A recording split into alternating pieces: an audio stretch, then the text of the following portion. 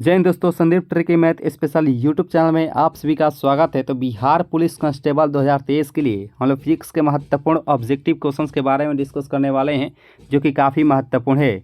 और आपको बता दें, इसमें फिजिक्स के ऑल चैप्टर को कवर करेंगे, जो कि सिर्फ एक ही वीडियो में कवर करने वाले हैं। यानी कि लूसेंट का जितने भी चैप्टर हम लोग को पढ़ना है, उसके संपूर्ण ऑब्जेक्टिव क्वेश्चंस को एक ही वीडियो में कवर करने वाले हैं। तो आप सभी अंत तक जोर देखने का प्रयास कीजिएगा। और ये प्रश्नोत्तर जो होगी वह वन लाइनर होगी, ताकि समय भी कम लगेगा। दोस्तों, इस क्लास को अगर अच्छे से तैयारी कर लेते हैं तो आपसे जो है एग्जाम में फिजिक्स से एक भी प्रश्नोत्तर नहीं छूटेगा, ये 100% गारंटी है दोस्तों। तो चलिए दोस्तों, हम लोग बारी बारी से क्वेश्चन आंसर को जानते हैं। और यहाँ पे पाठ का जो नाम है वह मात्रक एवं इकाई होता है। इसे जितने भी ऑब्जेक्टिव क्वेश्चन से एग्जाम में पूछे जाते हैं या भविष्य में जो भी क्वेश्चन पूछे जाएंगे, वो सभी क्वेश्चंस को इसमें शामिल किया गया है। तो द्रव तथा ऊर्जा और उसकी परस्पर क्रियाओं का अध्ययन क्या कहलाता है? तो वह भौतिक विज्ञान कहलाता है। और यहाँ पे प्रश्न है कि E बराबर mc² का समीकरण किसने दिया था? तो वह आइंस्टीन साहब के द्वारा दिया गया था। E बराबर mc², ये सीधे तौर पर पूछ लिया जाता है क्वेश्चंस कि E बराबर mc² ये समीकरण किसके द्वारा दिया गया था? तो वह आइंस्टीन के द्वारा दिया गया था। और भौतिकी शब्द की उत्पत्ति कहाँ से हुई है? तो भौतिकी शब्द की उत्पत्ति जो है वह फ्यूसिस से हुई थी, और जो कि ग्रीक भाषा है। और ग्रीक भाषा फ्यूसिस का अर्थ क्या होता है? काफ़ी बार ये एग्जाम में पूछा जा चुका है कि ग्रीक भाषा फ्यूसिस का अर्थ क्या होता है? तो वह प्रकृति होता है, यानी प्रकृति का अध्ययन ही फिजिक्स में किया जाता है। तो वह प्रकृति इसका अर्थ होता है। और वर्तमान में मापन का अंतर्राष्ट्रीय स्तर पर मान्य पद्धति क्या होता है? तो वह SI में मापा जाता है। SI में मापा जाता है। और काफ़ी बार एग्जाम में आ चुका है कि SI का फुल फॉर्म क्या होता है? तो स्टैंडर्ड इंटरनेशनल होता है। SI का फुल फॉर्म क्या होता है? तो स्टैंडर्ड इंटरनेशनल होता है। और यहाँ पे प्रश्न है कि SI पद्धति स्वीकार किया गया था, तो वह 1967 ईस्वी में SI पद्धति को वह स्वीकार किया गया था। ये सीधे तौर पर पूछ लिया जाता है कि SI पद्धति का स्वीकार कब किया गया था? तो वह 1967 ईस्वी में इसका स्वीकार किया गया था। याद रखिएगा दोस्तों, इस क्लास का PDF जो है आपको टेलीग्राम ग्रुप में मिल जाएगा दोस्तों। तो टेलीग्राम ग्रुप में जरूर ज्वाइन होने का प्रयास कीजिएगा। वहाँ पे आपको इसका संपूर्ण PDF मिल जाएगा, यानी कि ऑल चैप्टर का दोस्तों, ठीक है। और यहाँ पे प्रश्न है कि SI पद्धति में मूल मात्रकों की संख्या क्या होती है? ये भी एग्जाम में आता है, बार बार पूछ लिया जाता है कि SI पद्धति में मूल मात्रकों की संख्या कितनी होती है? तो 7 होती है, यानी कि 7 मूल मात्रकों की संख्या होती है। और संपूरक मात्रक भी पूछ लिया जाता है।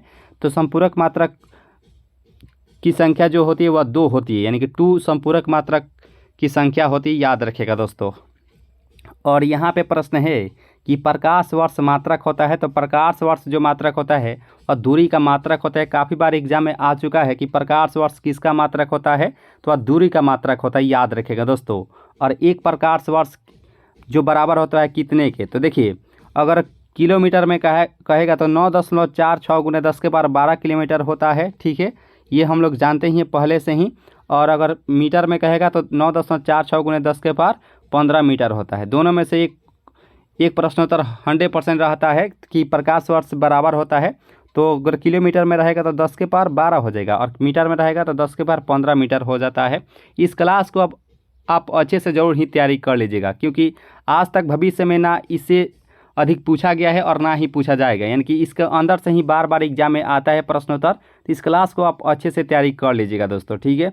और यहाँ पे प्रश्न देखिए कि दूरी मापने की सबसे बड़ी इकाई क्या होती है? तो देखिए, दूरी मापने की सबसे बड़ी जो इकाई होती है वह पारसेक में मापी जाती है।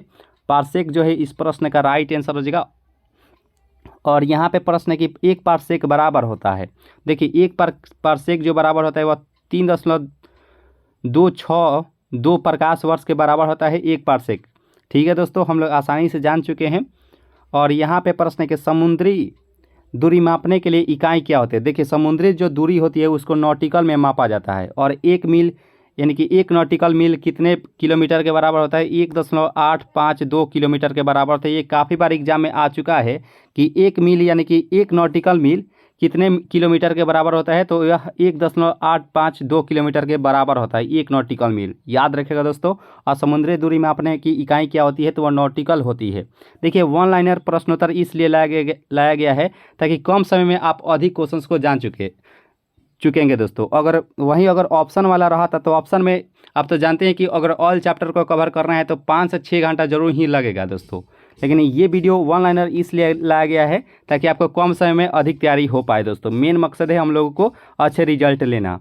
और यहाँ पे प्रश्न है कि जल की प्रवाह का दर को मापा जाता है। तो देखिए, जल की जो दर की जो प्रवाह है उसको क्यूसेक में मापा जाता है और एक क्यूसेक कितने लीटर के बराबर होता है? तो 28.317 लीटर के बराबर होता है एक क्यूसेक। याद रखिए दोस्तों, ये भी एग्जाम में आ जाता है कि जल की प्रवाह की दर किस में मापा जाता है, तो वह क्यूसेक में मापा जाता है। ये भी याद रखिएगा दोस्तों, ठीक है। तो जो भी दोस्तों नए जुड़े होंगे चैनल से जरूर ही सब्सक्राइब कर लीजिएगा। वीडियो को जो है लाइक जरूर ही कर लीजिएगा दोस्तों। सर्वप्रथम आप लाइक जरूर ही कर लीजिएगा दोस्तों। और यहाँ पर देखिए, जो संपूरक मात्रक नहीं पढ़े थे कि 2 होता है तो वह रेडियन यानी कि समतल कोण होता है और धन कोण होता है। तो वहीं समतल कोण का मात्रक पूछ लिया जाता है। काफ़ी बार एग्जाम में आ चुका है कि समतल कोण का मात्रक क्या होता है, तो वह रेडियन में मापा जाता है, रेडियन में मापा जाता है। और धन कोण का मात्रक क्या होता है, तो वह स्टेरेडियन में मापा जाता है। देखिए, घन कोण का वहीं स्टेरेडियन और समतल कोण का मात्रक रेडियन में मापा जाता है, याद रखिएगा। और यहाँ पर देखिए प्रश्न को कि रेखीय वेग का मात्रक क्या होता है, तो मीटर प्रति सेकेंड होता है रेखीय वेग। रेखीय वेग कहे या वेग कहे, इसका मात्रक मीटर पर सेकेंड होता है, याद रखिएगा दोस्तों। काफ़ी बार एग्जाम में आ चुका है कि रेखीय वेग का मात्रक क्या होता है, या तो रेखीय वेग रहेगा या तो सिर्फ वेग ही लिख कर दे देता है कि इसका मात्रक क्या होता है। तो हम लोग आसानी से जानते हैं कि मीटर प्रति सेकेंड होता है। और यहाँ पर देखिए प्रश्न को कि 2 वस्तुओं के बीच के कोणीय दूरी को मापा जाता है। तो 2 वस्तुओं के बीच की दूरी को किस में मापा जाता है, तो सेक्सटेंट में मापते हैं, ठीक है दोस्तों। सेक्सटेंट इस प्रश्न का राइट आंसर हो जाएगा। और यहाँ पर देखिए, जड़त्व आघूर्ण का मात्रा क्या होता है, तो किलोग्राम यानी कि केजी मीटर स्क्वायर होता है। केजी मीटर स्क्वायर हम लोग आसानी से कह सकते हैं कि जड़त्व आघूर्ण का मात्रा क्या होता है, किलोग्राम मीटर स्क्वायर हो जाता है, ठीक है। और यहाँ पर देखिए प्रश्न को, ये काफ़ी बार एग्जाम में आ चुका है कि वायुमंडल में ओजोन परत की मोटाई मापी जाती है, तो वह डॉप्सन में मापी जाती है। ये बहुत ही VVI प्रश्न है दोस्तों, यानी कि सही प्रश्न उत्तर आपको वहीं दिया जाएगा जो आपके एग्जाम में वह 100% आने की संभावना हो दोस्तों, ठीक है। इससे बाहर एक भी प्रश्न उत्तर आपसे एग्जाम में नहीं छूटेगा, ये खासकर फिजिक्स में दोस्तों। देखिए, वायुमंडल में ओजोन परत की मोटाई किस में मापी जाती है, तो डॉप्सन में मापी जाती है। और आपको थोड़ा सा बताने का प्रयास करेंगे। ओजोन का सूत्र होता है वह O3 ओजोन का सूत्र होता है। और ओजोन दिवस जो है वह 16 सितंबर को ओजोन दिवस मनाया जाता है।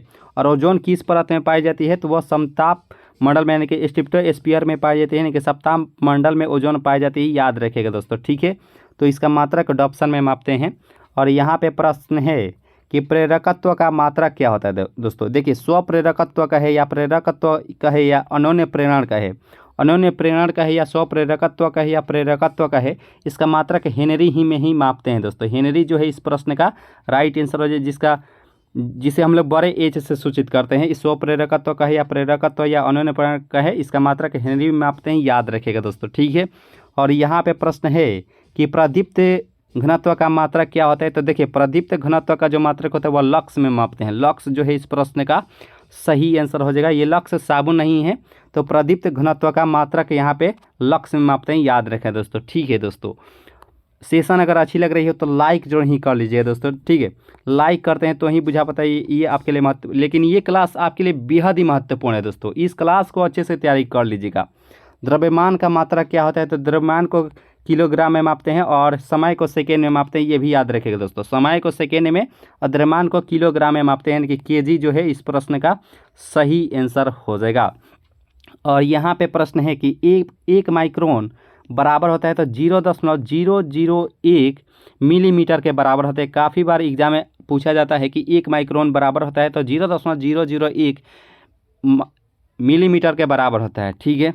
और यहाँ पे प्रश्न है कि 0.00 मिमी बराबर होता है, तो 10⁻⁻6 मीटर के, यानी कि मिली माइक्रो नैनो, ये माइक्रो के बराबर होता है। देखिए, ये माइक्रो होता है और नैनो, ये 1 नैनोमीटर 10⁻⁹ मीटर के बराबर होता है, 10⁻⁹, ठीक है। और यहाँ पे प्रश्न है कि फर्मी मीटर होती है, तो देखिए, फर्मी मीटर जो होती है वह लंबाई की न्यूनतम इकाई होती है। फर्मी मीटर काफ़ी बार एग्जाम में पूछा जाता है कि लंबाई की न्यूनतम इकाई किसमें मापी जाती है, तो वह फर्मी मीटर में ही मापी जाती है, याद रखिएगा दोस्तों। और ज्योति फ्लक्स का मात्रक क्या होता है, तो देखिए, ज्योति फ्लक्स का मात्रक जो होता है वह ल्यूमेन होता है। और चुंबकीय फ्लक्स के भी अगर कहेगा देखिए चुंबकीय फ्लक्स, तो चुंबकीय फ्लक्स का जो मात्रक होता है वह वेबर में मापा जाता है। वेबर जो है वह चुंबकीय फ्लक्स का मात्रक होता है। और विद्युतीय फ्लक्स का मात्रक क्या होता है? तो वोल्ट मीटर होता है। देखिए 3 क्वेश्चन ये फ्लक्स से रिलेटेड पूछा जाता है। तो ज्योति फ्लक्स का मात्रक ल्यूमेन में मापा जाता है, चुंबकीय फ्लक्स का मात्रक वेबर में मापा जाता है, और विद्युतीय फ्लक्स का मात्रक वोल्ट मीटर में मापा जाता है। तो हम लोग तीनों फ्लक्स को आसानी से जान चुके हैं। और यहाँ पे सबसे ज़्यादा जो क्वेश्चन पूछ लिया जाता है ये ज्योति तीव्रता से रिलेटेड। तो ज्योति तीव्रता का मात्रक क्या होता है? तो वह कैंडिला में मापते हैं। ज्योति तीव्रता का मात्रक जो होता है वो कैंडिला में मापते हैं, याद रखिएगा दोस्तों, ठीक है। और यहाँ पे 1 पिको बराबर होता है तो 10⁻⁻15 ग्राम के बराबर होता है, यानी कि मिली माइक्रो नैनो पिको ये 10⁻⁻15 ग्राम के बराबर होता है। और यहाँ पे प्रश्न की 1 फेमटो बराबर होता है milli micro nano pico femto, ये 10⁻⁻15 मीटर के बराबर होता है, जो इस प्रश्न का राइट आंसर हो जाएगा। और यहाँ पे प्रश्न है कि 1 बैरल बराबर होता है। देखिए बैरल से रिलेटेड भी क्वेश्चन एग्जाम में आ जाता है कि 1 बैरल जो बराबर होता है 159 लीटर के बराबर होता है। ये भी बार बार एग्जाम में पूछा जाता है कि 1 बैरल किसके बराबर होता है? तो वह 159 लीटर के बराबर होता है। और 1 गैलन बराबर होता है वह 3.785 लीटर के बराबर होता है 1 गैलन, ठीक है दोस्तों। और यहाँ पे प्रश्न है कि 1 कैरेट हीरा बराबर होता है। तो वैसे देखिए 24 कैरेट का तो सोना होता है, लेकिन सोना जो होता है 24 कैरेट का वह शुद्ध सोना होता है। और उसमें जो है कुछ अन्य पदार्थ को मिलाकर यानी कि 22 कैरेट सोना को हम लोग आभूषण बनाते हैं, याद रखें। क्योंकि शुद्ध सोना जो होता है वह द्रव अवस्था में पाया जाता है। शुद्ध सोना का जो कैरेट होता है वह 24 कैरेट का होता है। और वहीं 1 कैरेट हीरा बराबर होता है 200 मिलीग्राम के बराबर होता है, ठीक है। और 1 फेदम बराबर, ये देखिए फेदम से रिलेटेड भी पूछ लिया जाता है प्रश्नोत्तर कि 1 फेदम बराबर होता है वह 6 फीट के बराबर होता है, याद रखेगा दोस्तों। आइए कुछ उपकरण के मापन देख लेते हैं, क्योंकि यहाँ से क्वेश्चन 1 या 2 प्रश्नोत्तर हर बार एग्जाम में आता है। तो महत्वपूर्ण मापन एवं उपकरण, तो गैसों के दाब को किस में मापा जाता है? तो मैनोमीटर में मापा जाता है। गैसों का दाब का जो मापन किया जाता है वह मैनोमीटर में किया जाता है। और द्रव की श्यानता का मापन किस में किया जाता है? तो विस्कोमीटर में किया जाता है, जो कि काफ़ी महत्वपूर्ण है कि द्रव की श्यानता का मापक किस में किया जाता है? वह विस्कोमीटर में किया जाता है, याद रखेगा दोस्तों। सेशन अगर अच्छी लग रही हो तो लाइक जो ही कीजिएगा दोस्तों। और जो भी दोस्त नए जुड़े हैं चैनल से जुड़े ही सब्सक्राइब कर लीजिएगा। इस क्लास का PDF आपको टेलीग्राम ग्रुप पे मिल जाएगा। और टेलीग्राम ग्रुप का जो लिंक है इसी वीडियो के नीचे डिस्क्रिप्शन बॉक्स में, वहाँ पे टेलीग्राम ग्रुप का लिंक दिया गया है। वहाँ से आप लोग जरूर ही टेलीग्राम ज्वाइन हुइएगा दोस्तों, क्योंकि वहाँ पे महत्वपूर्ण PDF भी आपको प्रोवाइड किया जाएगा, ताकि आपका एग्ज़ाम अच्छे से चले जाए दोस्तों। प्रैक्टिस कर लीजिएगा। और यहाँ पे द्रव के प्रवाह की गति का मापन किस में किया जाता है? तो वेंचुरीमीटर में किया जाता है। वेंचुरीमीटर जो है इस प्रश्न का राइट आंसर हो जाएगा। आइए दोस्तों नेक्स्ट प्रश्न को कवर करते हैं। और यहाँ पे प्रश्न की बादलों की इकाई वेग तथा गति की दिशा माप की जाती है, तो नेफोस्कोप में मापी जाती है, याद रखें दोस्तों। नेफोस्कोप जो है इस प्रश्न का सही आंसर हो जाएगा। और वाहन की चाल मापा जाता है, तो टैकोमीटर में वाहन की चाल मापी जाती है। और वाहन द्वारा तय दूरी का मापक यंत्र क्या होता है? तो वह ओडोमीटर में मापी जाती है। ओडोमीटर जो है इस प्रश्न का सही आंसर हो जाएगा। और रक्तचाप मापा जाता है, तो रक्तचाप 120/80 Hg होता है। तो वहीं रक्तचाप जो मापा जाता है वह स्फिग्मोमेनोमीटर में, ये भी बार बार एग्जाम में आता है कि रक्तचाप किस में मापा जाता है? तो स्फिग्मोमेनोमीटर से रक्तचाप को मापा जाता है, याद रखेगा दोस्तों।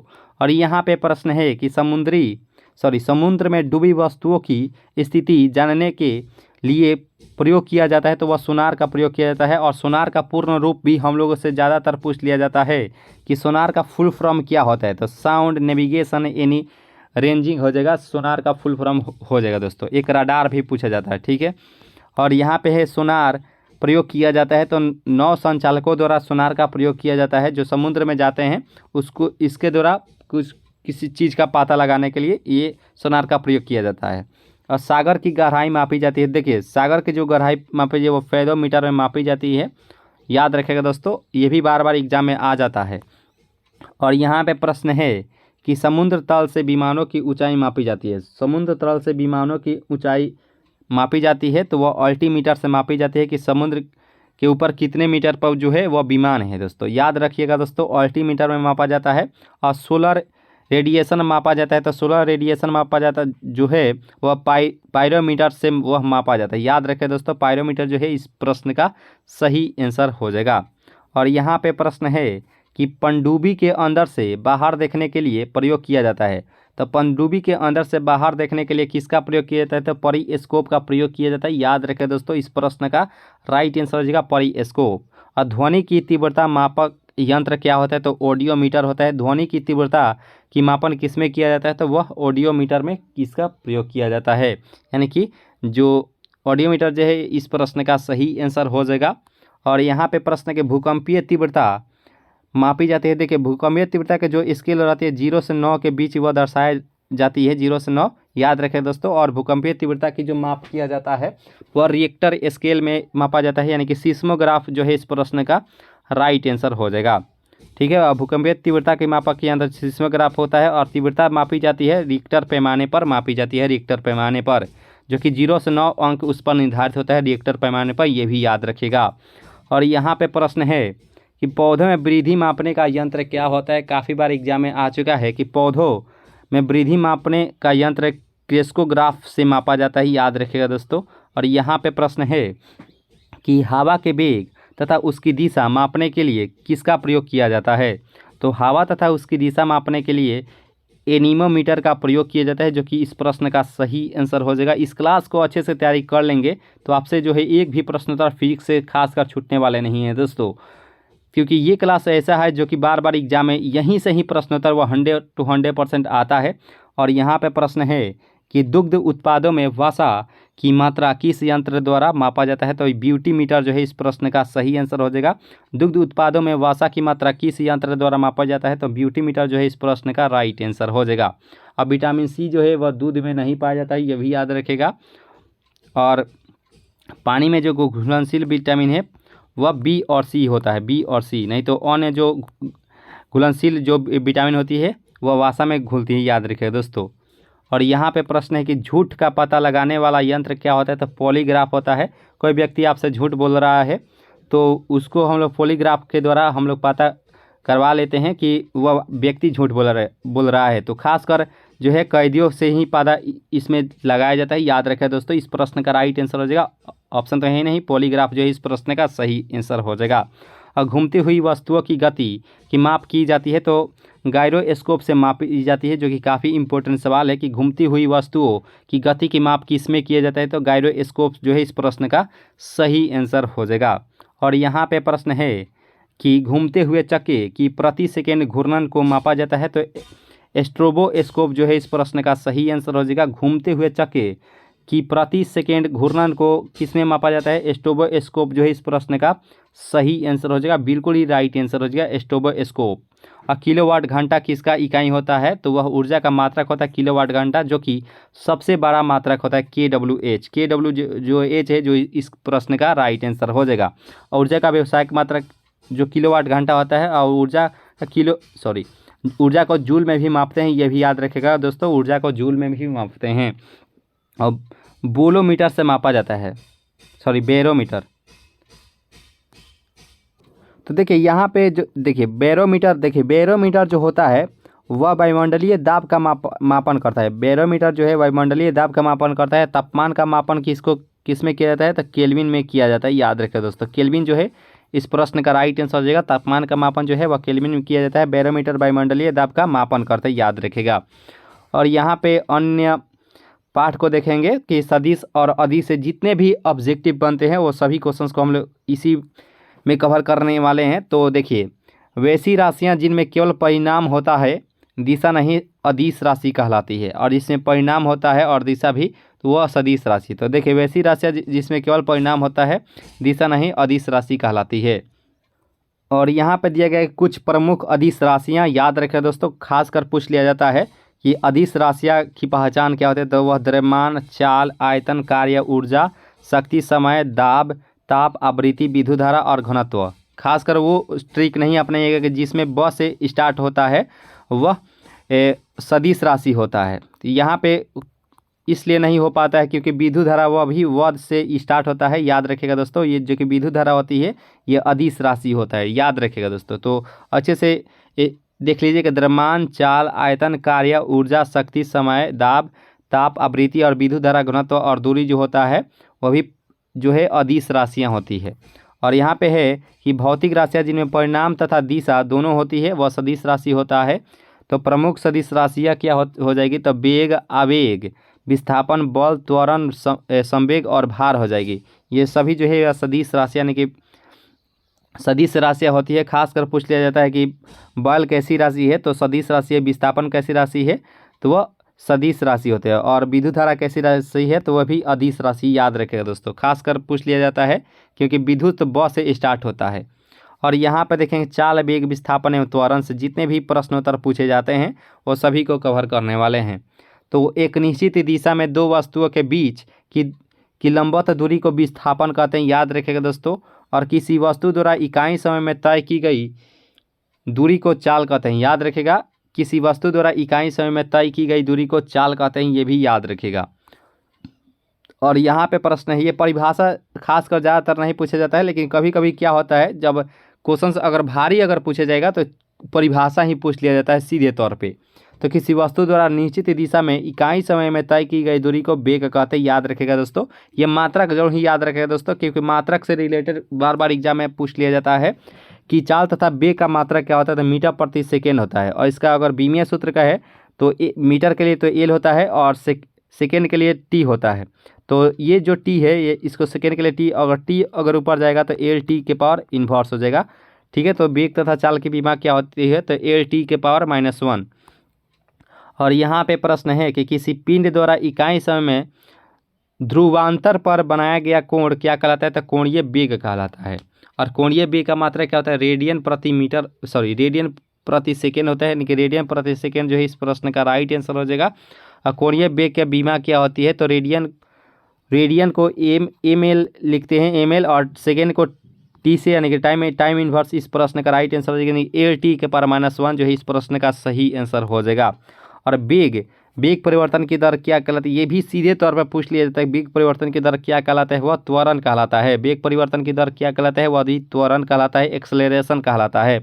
और त्वरण का ये बहुत बार एग्जाम में आ चुका है कि त्वरण का मात्रक क्या होता है, यानी कि एसआई मात्रा की यूनिट क्या होता है, मीटर प्रति सेकेंड स्क्वायर होता है। मीटर प्रति सेकेंड स्क्वायर होता है। इसका बीमीय सूत्र पूछे तो एल टी के पावर -2 हो जाएगा, एल टी के पावर -2 हो जाएगा। और यहाँ पे ऋणात्मक त्वरण क्या कहलाता है, तो वह भी मंदन कहलाता है। ऋणात्मक त्वरण क्या कहलाता है, तो मंदन कहलाता है।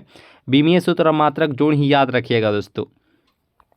और यहाँ पे प्रश्न है कि बल, आवेग एवं बल आघूर्ण से आप क्या समझते हैं। तो यहाँ पर देखिए कि यदि कोई बल किसी वस्तु पर बहुत कम समय तक कार्यरत रहे तो बल और समय के गुणनफल को उस वस्तु को क्या कहते हैं, तो आवेग कहते हैं। और यहाँ पे है कि आवेग का मात्रा क्या होता है, तो न्यूटन सेकेंड होता है। न्यूटन सेकेंड जो है इस प्रश्न का राइट आंसर हो जाएगा। काफ़ी बार एग्जाम में आ चुका है कि आवेग का मात्रा क्या होता है, तो न्यूटन और सेकेंड होता है। न्यूटन सेकेंड जो है इस प्रश्न का राइट आंसर हो जाएगा। अब बल एक प्रकार का क्या है, तो दबाव एवं खिंचाव होता है। तो बल क्या होता है, दबाव तथा खिंचाव होता है। और बल का मात्रक क्या होता है, तो देखिए बल का अगर एसआई मात्रक कहे तो न्यूटन होता है, और अगर सीजीएस पद्धति में कहे तो डाइन होता है। बल का सीजीएस पद्धति में इसका मात्रा क्या होता है, तो डाइन में मापा जाता है। और 1 न्यूटन जो बराबर होता है 10 के पावर 5 डाइन के बराबर होता है। ये भी याद रखें, काफ़ी बार एग्जाम में पूछा जाता है कि 1 न्यूटन कितने डाइन के बराबर होता है, तो 10 के पावर 5 डाइन के बराबर होता है। ये बल का बीमा जरूर ही याद रखेगा दोस्तों। और कुछ याद रहे या ना रहे, लेकिन बल की बीमा जरूर ही याद रखेगा दोस्तों, क्योंकि ये सीधे तौर पर पूछ लिया जाता है कि बल के बीमीय सूत्र यानी कि डायमेंशन क्या होता है, फोर्स का डायमेंशन क्या होता है। तो एम एल टी के पावर -2 होता है। बल का बीमीय सूत्र एम एल टी के पावर -2 होता है। अब बल का गुणनफल क्या होता है, तो मात्रा और त्वरण बराबर क्या होता है, तो बल का गुणनफल होता है। ठीक है। और यहाँ पे प्रश्न है कि वृत्तीय मार्ग पर केंद्र की ओर लगने वाला बल क्या कहलाता है। ये सीधे तौर पर क्वेश्चन पूछ लिया जाता है कि वृत्तीय मार्ग पर मान लीजिए कोई गाड़ी अगर चल रही है तो अगर घुमाव है तो वो भी केंद्र की तरफ बल लगाता है, उसे अभिकेंद्रीय बल कहते हैं। अभिकेंद्रीय बल जो है इस प्रश्न का राइट आंसर हो जाएगा। और अभिकेंद्रीय बल के उदाहरण क्या हो जाएगी, तो पृथ्वी के परितः कृत्रिम उपग्रहों की गति। पृथ्वी के परितः कृत्रिम उपग्रहों की गति जो है अभिकेंद्रीय बल के महत्वपूर्ण उदाहरण होते हैं। और यहाँ पे प्रश्न है कि अभिकेंद्रीय बल की दिशा क्या होती है, तो केंद्र की ओर, यानी कि जो बिंदु होती है, मैं ये वृत्त है, वृत्त के बीच जो केंद्र होता है उसके ओर जो है अभिकेंद्रीय बल की दिशा होती है। हम लोग आसानी से बता सकते हैं। वृत्तीय मार्ग पर केंद्र से बाहर लगने वाले बल को अपकेंद्रीय बल कहते हैं। तो चलिए दोस्तों नेक्स्ट प्रश्न को कवर करते हैं। और यहाँ पे प्रश्न है कि कपड़ा सुखाने तथा दूध से मक्खन निकालने वाली मशीन जो कार्य करती है वह भी अपकेंद्रीय बल के सिद्धांत पर कार्य करती है। काफ़ी बार एग्जाम में आ चुका है कि कपड़ा सुखाने तथा दूध से मक्खन निकालने वाली मशीन जो कार्य करती है अपकेंद्रीय बल के सिद्धांत पर कार्य करती है। ये कपड़ा सुखाने वाला ज़्यादातर नहीं पूछा जाता, ये ज़्यादातर ये वाला पूछा जाता है कि दूध से मक्खन निकालने वाली मशीन जो कार्य करती है वह अपकेंद्रीय बल के सिद्धांत पर कार्य करती है। लेकिन कपड़ा सुखाने वाला भी ये भी महत्वपूर्ण है दोस्तों, याद रखें, काफ़ी बार ये एग्जाम में आ चुका है। और यहाँ पे प्रश्न है कि सर्कस के यानी कि जो मौत का जो कुआं होता है, तो सर्कस में मौत के कुआं पर का खेल का उदाहरण क्या होता है? अपकेंद्रीय बल ही होता है। अपकेंद्रीय बल जो है इस प्रश्न का राइट आंसर हो जाएगा। और यहाँ पे प्रश्न है कि बल द्वारा किसी वस्तु को एक अक्ष से परितः घुमाने की क्रिया क्या कहलाता है? तो बल आघूर्ण कहलाता है। याद रखिएगा दोस्तों, यानी कि बल द्वारा किसी वस्तु को एक अक्ष से परितः घुमाने की क्रिया को बल आघूर्ण कहते हैं। और बल आघूर्ण जो होता है ये भी सदिश राशि है, वेक्टर क्वांटिटी होता है, सदिश राशि होता है। और बल आघूर्ण का मात्रक क्या होता है? तो न्यूटन मीटर होता है। न्यूटन मीटर जो है बल आघूर्ण का मात्रक होता है। और इसका डायमेंशन क्या होता है बल आघूर्ण का? तो m/2 होता है। ये भी याद रखेगा दोस्तों। बल आघूर्ण का बीमा भी पूछ लिया जाता है कि बल आघूर्ण का बीमा क्या होता है? mL/2 होता है, ये भी याद रखेगा। और जड़त्व आघूर्ण एवं कोणीय त्वरण का गुणनफल होता है। तो बल आघूर्ण यानी कि बल आघूर्ण को टॉर्क भी कहा जाता है, टॉर्क भी कहा जाता है। तो जड़त्व आघूर्ण एवं कोणीय त्वरण का गुणनफल जो होता है वो बल आघूर्ण ही होता है। और सरल मशीन से आप क्या समझते हैं इसको हम लोग जानते हैं थोड़ा सा, क्योंकि यहाँ से भी क्वेश्चन पूछ लिया जाता है, वो 100% पूछा जाता है कि सरल मशीन होता है तो एक युक्ति जिसकी सहायता से सुविधाजनक बिंदु पर बल लगाकर कोई कार्य किया जाता है, वो एक सरल मशीन का महत्वपूर्ण बातें होती है। और यहाँ पर देखिए कि सरल मशीन जो कार्य करती है बल आघूर्ण के सिद्धांत पर ही कार्य करती है। काफ़ी बार एग्जाम में पूछा जाता है कि सरल मशीन जो होता है वह किस सिद्धांत पर कार्य करती है? तो बल आघूर्ण के सिद्धांत पर कार्य करती है।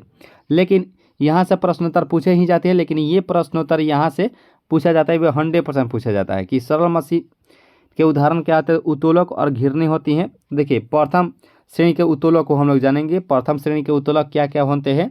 तो कैंची होती है, पिलास होती है, हैंडपंप होती है, झूला होती है, उखाड़ने की मशीन होती है। तो प्रथम श्रेणी के उत्तोलक से भी पूछ लिया जाता है कि प्रथम श्रेणी के उत्तोलक के इनमें से कौन है? तो आपको ऑप्शन में कैंची भी रह सकता है, पिलास भी, हैंडपंप, झूला, कील उखाड़ने की मशीन भी रह सकता है। ये प्रथम श्रेणी के उत्तोलक होते हैं। और द्वितीय श्रेणी के उत्तोलक क्या होता है? तो सरौता हो जाएगा, ओपनर हो जाएगा, नींबू निचोड़ने वाला मशीन हो जाएगा। ये द्वितीय श्रेणी का उत्तोलक होता है। और तृतीय का क्या हो जाएगा? तो वह स्टेपलर हो जाएगा, चिमटा हो जाएगा, मनुष्य का हाथ हो जाएगा, किसान का हल तथा बेलचा हो जाएगा। तृतीय श्रेणी के उत्तोलक होते हैं। यहाँ से प्रश्नोत्तर पूछ लिया जाता है उत्तोलक से दोस्तों, याद रखेगा दोस्तों। और यहाँ पे प्रश्न है कि उत्तोलक द्वारा उठाए गए भार और तथा भार को उठाने लगाए गए आयास बल के अनुपात को क्या कहते हैं? उत्तोलक का यांत्रिक लाभ कहते हैं। याद रखिएगा दोस्तों। अब देखेंगे प्रक्षेप्य गति क्या होती है। तो जब किसी पिंड को क्षैतिज गति से कोण बनाते हुए ऊर्ध्वाधर तल में प्रक्षेपित किया जाता है तो यह पिंड की गति ही प्रक्षेप्य गति कहलाता है। और यहाँ प्रक्षेप्य गति के उदाहरण क्या हो जाएगी? तो प्रक्षेप्य गति के उदाहरण धनुष से छूटा हुआ बाण, तोप से छूटा हुआ गोला।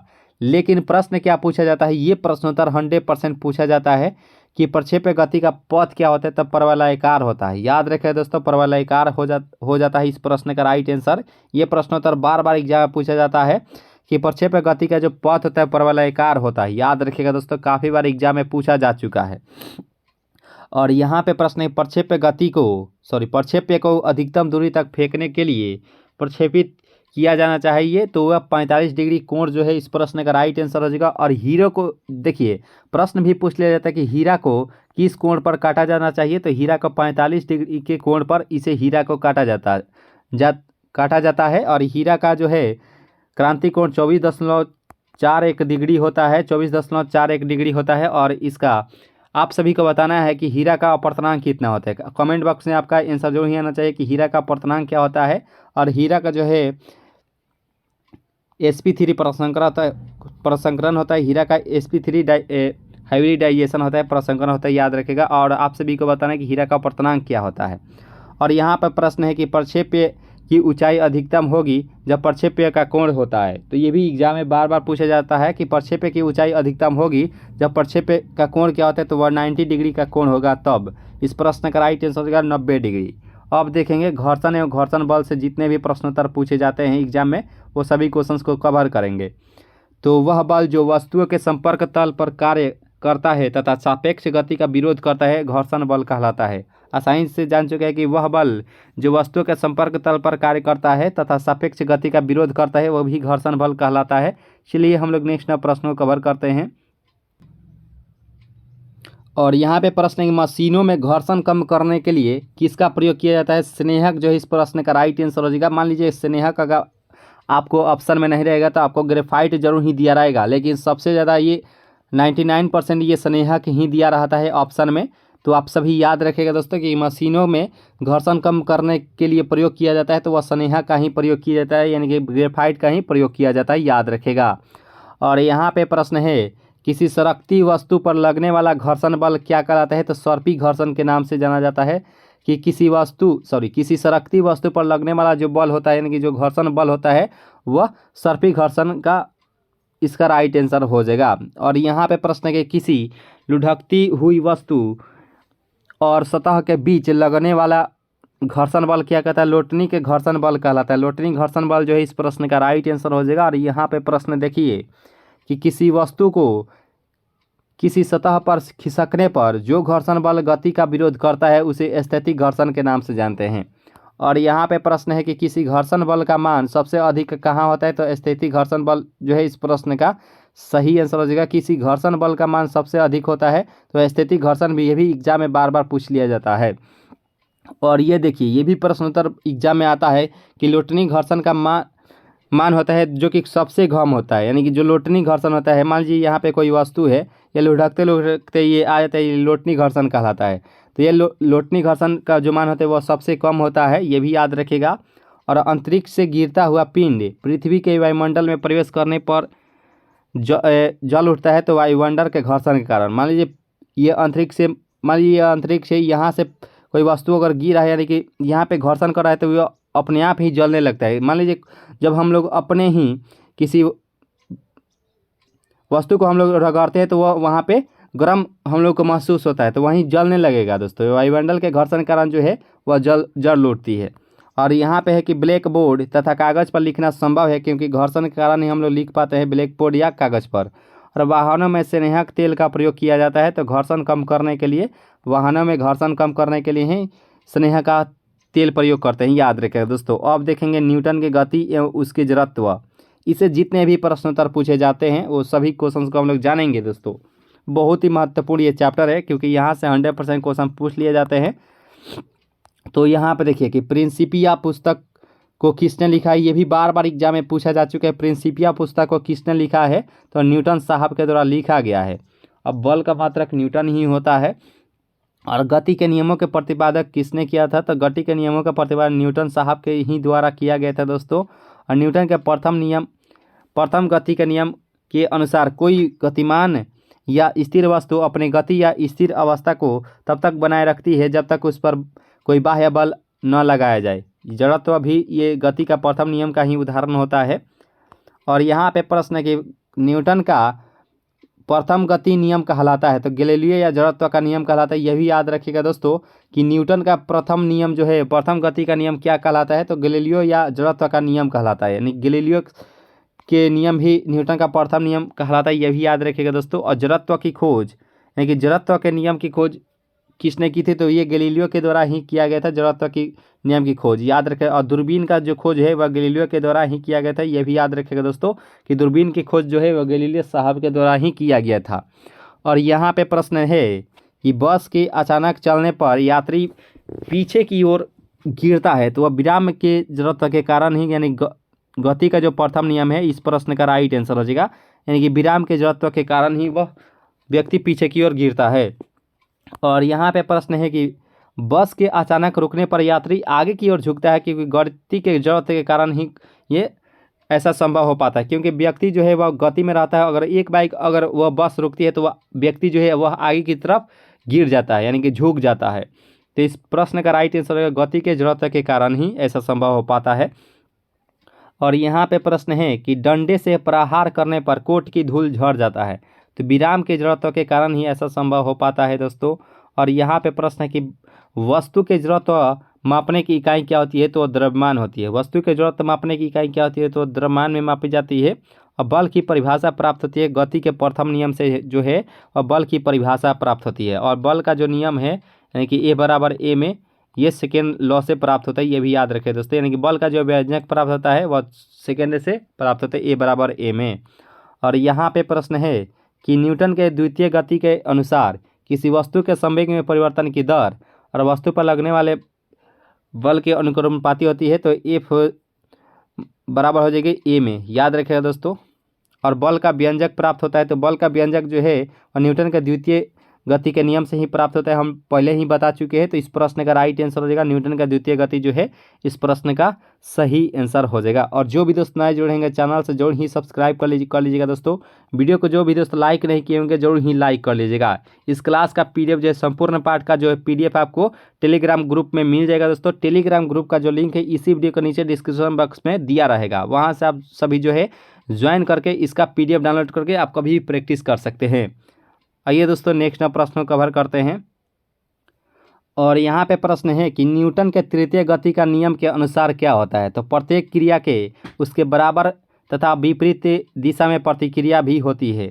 तो हम लोग आसानी से जान सकते हैं, यानी कि जान चुके हैं कि प्रत्येक क्रिया के उसके बराबर तथा विपरीत दिशा में उसकी प्रतिक्रिया होती है। याद रखिएगा दोस्तों, पत्थर को ठोकर मारने से व्यक्ति को चोट लगने का कारण क्या होते हैं, उसके प्रतिक्रिया जो है इस प्रश्न का राइट आंसर हो जाएगा। और यहाँ पे गति का प्रथम समीकरण क्या देता है, तो v बराबर क्या होता है u प्लस ए टी, ये गति का प्रथम समीकरण देता है। याद रखिएगा दोस्तों, ये भी बार बार एग्जाम में पूछा जाता है गति का प्रथम समीकरण क्या देता है, तो v बराबर क्या होता है u प्लस ए टी। और गति का द्वितीय समीकरण क्या होता है, तो इस बराबर क्या होता है u t plus half A T square. u t plus half A T square जो है इस प्रश्न का राइट आंसर हो जाएगा, द्वितीय समीकरण देता है। याद रखिएगा दोस्तों। और यहाँ पे है कि गति का द्वितीय समीकरण संबंध प्रदान करता है, तो वस्तु के स्थिति समय के बीच जो है इस प्रश्न का सही आंसर हो जाएगा। आइए दोस्तों हम लोग संवेग और भार को भी अच्छे से कवर कर लेते हैं। किसी वस्तु के द्रव्यमान तथा वेग के गुणनफल को क्या कहते हैं, तो संवेग कहते हैं। ये भी एग्जाम में आ चुका है कि किसी वस्तु के द्रव्यमान तथा वेग के गुणनफल को संवेग कहते हैं, याद रखिएगा। और संवेग का मात्रा क्या होता है, तो kg मीटर प्रति सेकेंड होता है, देन किलोग्राम मीटर प्रति सेकेंड होता है, ये भी याद रखिएगा दोस्तों। और संवेग की बीमा भी पूछ लिया जाता है कि संवेग का डायमेंशनल क्या होता है फार्मूला, तो a/t के पावर -2 होता है, ये भी याद रखिएगा दोस्तों। ये भी बार बार एग्जाम में पूछा जाता है डायमेंशनल से, संवेग की बीमा क्या होती है। और संवेग संरक्षण के सिद्धांत के अनुसार यदि कणों की किसी समूह पर कोई बाह्य बल नहीं लग रहा हो तो उस निकाय का कुल संवेग अपरिवर्तित रहता है। ठीक है दोस्तों। और यहाँ पे प्रश्न ये भी बार बार एग्जाम में आ चुका है कि रॉकेट का गति, उड़ना, कार्य प्रणाली किस सिद्धांत पर कार्य करती है, तो संवेग संरक्षण के सिद्धांत पर कार्य करती है। कि रॉकेट का गति या उड़ना या कार्य प्रणाली किस सिद्धांत पर आधारित है, तो वह संवेग संरक्षण के सिद्धांत पर। क्रायोजेनिक इंजन प्रयुक्त होता है, तो वह रॉकेट में प्रयुक्त होता है। क्रायोजेनिक इंजन किस में प्रयुक्त होता है, तो वह रॉकेट में प्रयुक्त होता है। और जेट इंजन किस सिद्धांत पर कार्य करता है, तो जेट इंजन जो है रैखिक संवेग संरक्षण के सिद्धांत पर कार्य करता है। ये भी बार बार एग्जाम में आ चुका है कि जेट इंजन किस सिद्धांत पर कार्य करता है, तो रैखिक संवेग संरक्षण के सिद्धांत पर। और यहाँ पे रॉकेट का गति, उड़ना और कार्य प्रणाली किस सिद्धांत पर, संवेग संरक्षण के सिद्धांत पर ये आधारित होता है, ये भी याद रखेगा। और यहाँ पे प्रश्न है कि पृथ्वी जिस बल से किसी वस्तु को अपनी ओर खींचता है क्या कहलाता है, तो भार कहलाता है। यह भी याद रखिएगा दोस्तों कि पृथ्वी जिस बल से किसी वस्तु को, किसी पिंड को अपनी ओर खींचता है वो भार कहलाता है। और यहाँ पे है भार का मात्रक क्या होता है, न्यूटन होता है। बल का भी मात्रक न्यूटन होता है, भार का भी मात्रक न्यूटन ही होता है। और 1 किलोग्राम बराबर होता है 9.8 न्यूटन के बराबर होता है। और यहाँ पे है कि किसी वस्तु का भार कम होता है, तो विषुवत रेखा पर किसी वस्तु का भार कम होता है। और वस्तु का सर्वाधिक भार किसवा होता है, तो वह ध्रुव पर होता है, यानी कि केंद्र पर होता, केंद्र नहीं, और ध्रुव पर होता है। और वस्तु का भार शून्य कहाँ होता है, तो केंद्र पर होता है, ये भी याद रखिएगा दोस्तों। और यहाँ पे प्रश्न है कि चंद्रमा पर किसी वस्तु का भार पृथ्वी के भार का होता है तो 1/6 गुना जो है इस प्रश्न का राइट आंसर हो जाएगा। 1/6 गुना जो है इस प्रश्न का सही आंसर हो जाएगा। और किसी वस्तु का भार पृथ्वी पर 6 न्यूटन है तो चंद्रमा पर इसका भार कितना हो जाएगा, तो 1/6 गुने यहाँ पे 600 न्यूटन हो जाएगा। तो ये 100 टाइम्स में कट जाएगा तो यहाँ पे 100 न्यूटन जो है इस प्रश्न का सही आंसर हो जाएगा, 100 न्यूटन। और यहाँ पे प्रश्न है कि पानी पर तैरती हुई वस्तु का आभासी भार होता है तो वह शून्य होता है। काफ़ी बार एग्जाम में आ चुका है कि पानी पर तैरती हुई वस्तु का आभासी भार कितना होता है, तो वह शून्य यानी कि 0 होता है। और चंद्रमा का द्रव्यमान पृथ्वी के द्रव्यमान का कितना होता है, तो 1/81वां भाग जो है इस प्रश्न का राइट आंसर हो जाएगा। यहाँ पे चंद्रमा का द्रव्यमान और पृथ्वी के द्रव्यमान का कितना होता है, तो 1/81 भाग जो है इस प्रश्न का सही आंसर हो जाएगा।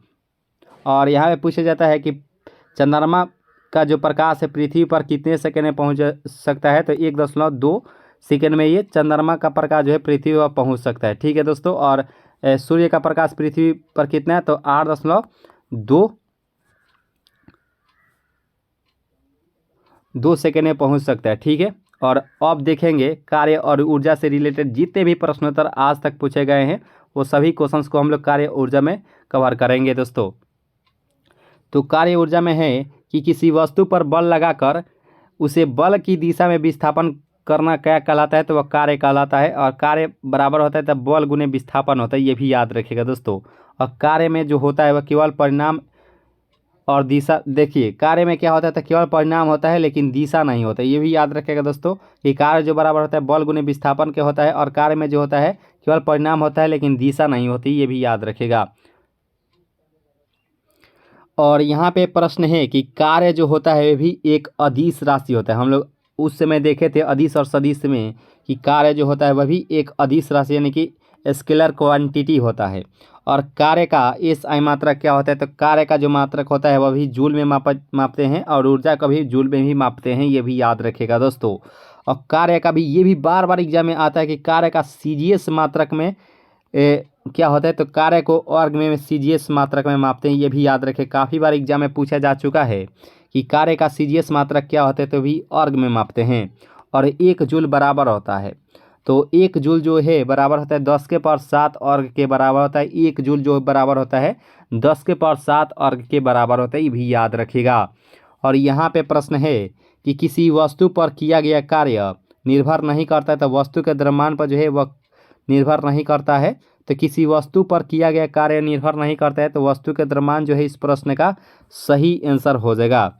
और यहाँ पे प्रश्न है कि एक पिंड द्वारा किया गया कार्य निर्भर नहीं करता है तो वस्तु के प्रारंभिक वेग पर जो है इस प्रश्न का सही आंसर हो जाएगा कि एक पिंड द्वारा किया गया कार्य निर्भर नहीं करता है तो वस्तु के प्रारंभिक वेग जो है इस प्रश्न का सही आंसर हो जाएगा। और जो भी दोस्त नए जुड़े होंगे चैनल से जोड़ ही सब्सक्राइब कर लीजिएगा दोस्तों, वीडियो को जो है लाइक जोड़ ही कर लीजिएगा। इस क्लास का नोट्स यानी कि PDF जो है आपको टेलीग्राम ग्रुप में मिल जाएगा। टेलीग्राम ग्रुप का लिंक जो है इसी वीडियो के नीचे डिस्क्रिप्शन बॉक्स में दिया रहेगा, वहाँ से आप जो है टेलीग्राम ग्रुप जरूर ही ज्वाइन होने का प्रयास कीजिए क्योंकि वहाँ पे आपको संपूर्ण PDF आपको दे दिया जाएगा। और यहाँ पे प्रश्न है कि एक वस्तु पर बल लगाने के बावजूद भी किया गया कार्य शून्य होगा यदि उसका विस्थापन शून्य होगा, तो इस प्रश्न का राइट आंसर हो जाएगा शून्य। कि एक वस्तु पर बल लगाने के बावजूद भी किया गया कार्य शून्य होगा यदि उसका विस्थापन हो, तो अभी विस्थापन अगर शून्य होगा तो ही इस प्रश्न का राइट आंसर हो जाएगा। और यहाँ पे प्रश्न है कि कार्य हुआ माना जाता है जब बल लगाने पर वस्तु विस्थापित होती हो तो, यानी कि कार्य हुआ माना जाता है, यानी कार्य जब तक नहीं हुआ रहता है जब तक विस्थापन नहीं होती है तब, यानी कि कार्य हुआ माना जाता है जब बल लगाने पर वस्तु विस्थापित होती है तो ही कार्य हुआ माना जाता है। और यहाँ पे प्रश्न कि यदि कोई वस्तु वृत्ताकार पथ में घुमाई जाती है तो उस पर किया गया कार्य कितनी होती है, तो शून्य। यानी कोई वस्तु जो है वृत्ताकार पथ पर घुमाई जाती है तो उसका किया गया कार्य जो होता है यानी कि वर्क जो होता है वो भी शून्य के बराबर होता है। और यहाँ पे प्रश्न कि कार्य ऋणात्मक माना जाता है जब विस्थापन बल के विपरीत दिशा में होता है तब। ये भी एग्जाम में आ जाता है कि कार्य कब ऋणात्मक हो जाता है, जब विस्थापन बल के विपरीत दिशा में कार्य करता है तब। इस प्रश्न का राइट आंसर हो जाएगा। और कार्य करने की क्षमता क्या कहलाती है, तो ऊर्जा कहलाती है। ये भी याद रखें, बार बार एग्जाम में आ जाता है कि कार्य करने की क्षमता क्या कहलाती है, भी ऊर्जा कहलाती है। और यहाँ पे ऊर्जा का SI मात्रक क्या होता है, तो ऊर्जा का SI मात्रक क्या होता है, तो वह जूल होता है। ऊर्जा का SI मात्रक जूल होता है, ये भी याद रखें। ऊर्जा का व्यावसायिक मात्रक किलोवाट घंटा होता है, यह भी याद रखें, किलोवाट घंटा। और 1 ग्राम वसा में उत्पन्न ऊर्जा होती है, तो कैलोरी, कैलोरी यानी कि इस प्रश्न का राइट आंसर होगा। और यहाँ पे प्रश्न है कि किसी वस्तु में स्थिति के कारण कार्य करने की क्षमता क्या कहलाती है, तो स्थितिज ऊर्जा कहलाती है। काफ़ी बार एग्जाम में आ चुका है कि किस वस्तु में स्थिति के कारण कार्य करने की क्षमता क्या कहलाती है, तो वह स्थितिज ऊर्जा कहलाती है। और यहाँ पे है कि खींचे हुए धनुष के तार, खींचे गए रबर बैंड तथा घड़ी की चाबी में संचित ऊर्जा क्या होती है, तो वह स्थितिज ऊर्जा होती है। देखिए यहाँ पे 3 उदाहरण दिया गया है, तीनों उदाहरण में से एक प्रश्न उत्तर वह 100% पूछ लिया जाता है। या तो खींचे हुए धनुष के तार पूछेगा, या तो खींचे हुए रबर बैंड पूछेगा, या घड़ी की चाबी में संचित ऊर्जा पूछेगा। सबसे ज़्यादा इसमें जो पूछा जाता है वह घड़ी की चाबी में संचित ऊर्जा पूछ लिया जाता है। वह किस पर आधारित होता है, वह स्थितिज ऊर्जा पर ये आधारित होता है। हम लोग तीनों ही याद करेंगे क्योंकि कहीं से भी प्रश्न उत्तर आए हम आसानी से बता पाएंगे दोस्तों। यानी खींचे हुए धनुष के तार, खींचे गए रबर बैंड और घड़ी की चाबी में संचित ऊर्जा कैसी होती है, वह स्थितिज ऊर्जा होती है। याद रखिएगा दोस्तों। सेशन अच्छी लग रही हो तो लाइक जो ही कर लीजिएगा। और यहाँ पे प्रश्न है कि तनी हुई स्प्रिंग होती है, तो भी स्थितिज ऊर्जा की ही महत्वपूर्ण उदाहरण होती है कि तनी हुई स्प्रिंग होती है, जो कि स्थितिज ऊर्जा ही होती है। अब बांध बनाकर रोके गए जल की ऊर्जा कैसी होती है, तो बांध बनाकर जल रोके गए जल की जो ऊर्जा होती है, ये भी स्थितिज ऊर्जा के ही महत्वपूर्ण उदाहरण होती है। इस प्रश्न का राइट आंसर हो जाएगा स्थितिज ऊर्जा। और यहाँ पे प्रश्न है कि किसी ऊंचाई पर रखे गए पिंड होती है, तो किसी ऊंचाई पर रखे गए पिंड जो होती है, ये भी स्थितिज ऊर्जा ही होती है। यानी कि इस प्रश्न का राइट आंसर हो जाएगा स्थितिज ऊर्जा, काइनेटिक एनर्जी। और यहाँ पे देखिए प्रश्न को, यहाँ पे गतिज ऊर्जा के बारे में जानेंगे कि किसी वस्तु में गति के कारण कार्य करने की क्षमता क्या कहलाती है। देखिए किसी वस्तु में गति के कारण कार्य करने की क्षमता को, देखिए गति जब आ जाएगा तो हम लोग गतिज ऊर्जा आसानी से कर सकते हैं। और जहाँ स्थिति हो जाएगा वहाँ पे स्थितिज ऊर्जा, तो यहाँ पे गतिज ऊर्जा जो है इस प्रश्न का सही आंसर हो जाएगा। गतिज ऊर्जा बराबर होता है, तो गतिज ऊर्जा बराबर क्या होता है, 1/2mv² होता है। 1/2mv², ये खासकर सूत्र पूछ लिया जाता है। गतिज ऊर्जा जो बराबर होती है 1/2mv² के बराबर होती है। और यहाँ पे है कि बहते हुए जल धनुष से छोड़े गए तीर में संग्रहित ऊर्जा क्या होती है, तो यह गतिज ऊर्जा जो है इस प्रश्न का राइट आंसर हो जाएगा। यहाँ पे सबसे ज़्यादा जो प्रश्न पूछा जाता है वह धनुष से छोड़े गए तीर संग्रहित ऊर्जा इसमें होती है, वह गतिज ऊर्जा का ही उदाहरण होती है। तो हम लोग सभी याद करेंगे कि बहते हुए जल धनुष से छोड़े गए तीर में इस संग्रहित ऊर्जा कैसी होती है, वह भी गतिज ऊर्जा ही होती है। और यहाँ पे बहती हुई हवा जो होती है वह भी गतिज ऊर्जा ही होती है, यानी कि बहती हुई जो हवा होती है ये भी गतिज ऊर्जा ही होती है।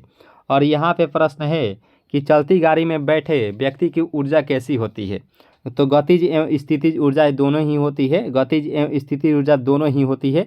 ये प्रश्न का राइट आंसर होगी, क्योंकि बार बार एग्जाम में पूछा जा चुका है कि चलती गाड़ी में बैठे व्यक्ति की ऊर्जा क्या होती है, तो गतिज भी होती है, वो रनिंग में भी रहती है, और बैठा है व्यक्ति तो वह भी स्थितिज ऊर्जा दोनों ही होती है दोस्तों, ठीक है। और यहाँ पे प्रश्न है कि किसी वस्तु का वेग दुगुना करने पर उसकी गतिज ऊर्जा में क्या परिवर्तन होती है, तो वह 4 गुनी हो जाती है। 4 गुनी जो है इस प्रश्न का राइट आंसर हो जाएगा। किसी वस्तु का वेग दुगुना करने पर उसकी गतिज ऊर्जा में क्या परिवर्तन हो जाएगी, वह 4 गुनी हो जाती है। और यहाँ पे प्रश्न है कि किसी वस्तु का द्रव्यमान दुगुना करने पर गतिज ऊर्जा में क्या परिवर्तन होती है, तो वही दुगुनी हो जाती है। देखिए यहाँ पे प्रश्न देखिए, और वेग अगर दुगुना करेंगे तो वह 4 गुनी होती है, और वहीं अगर द्रव्यमान दुगुना करेंगे तो उसकी गतिज ऊर्जा जो है वह दुगुनी हो जाती है। और वहीं संवेग को दुगुना करेंगे तो गतिज ऊर्जा क्या होगी, तो वह भी 4 गुनी हो जाएगी। वेग और संवेग को दुगुना करेंगे तो 4 गुनी, अगर द्रव्यमान को दुगुना करेंगे तो जो गतिज ऊर्जा हो जाएगी ये भी दुगुनी ही होगी दोस्तों, याद रखिएगा दोस्तों। चलिए नेक्स्ट प्रश्न को कवर करते हैं। और यहाँ पे प्रश्न है कि स्थितिज और गतिज ऊर्जाओं का योग क्या कहलाती है, तो यह आंतरिक ऊर्जा कहलाती है। एग्जाम में आता है कि स्थितिज और गतिज ऊर्जाओं का योग क्या कहलाता है, तो यांत्रिक ऊर्जा जो है इस प्रश्न का राइट आंसर हो जाएगा। ऊर्जा संरक्षण के नियम के अनुसार ऊर्जा को न तो उत्पन्न किया जा सकता है और न ही इसे नष्ट किया जा सकता है, ऊर्जा संरक्षण के नियम यही कहता है। और यहाँ पे देखिए प्रश्न को कि लेंस का नियम परिणाम होता है, तो लेंस का नियम ऊर्जा संरक्षण के नियम पर आधारित होता है, तो यह भी याद रखिएगा दोस्तों। लेंस का नियम का जो परिणाम होता है ऊर्जा संरक्षण के नियम ही पर आधारित रहता है, ये भी याद रखिएगा दोस्तों। और प्रश्न में भी पूछ लिया जाता है कि लेंज का प्रथम नियम किस पर आधारित होता है, तो लेंज का प्रथम नियम आवेश पर आधारित रहता है, ये भी याद रखिएगा दोस्तों कि लेंज का प्रथम नियम आवेश संरक्षण के सिद्धांत पर आधारित रहता है।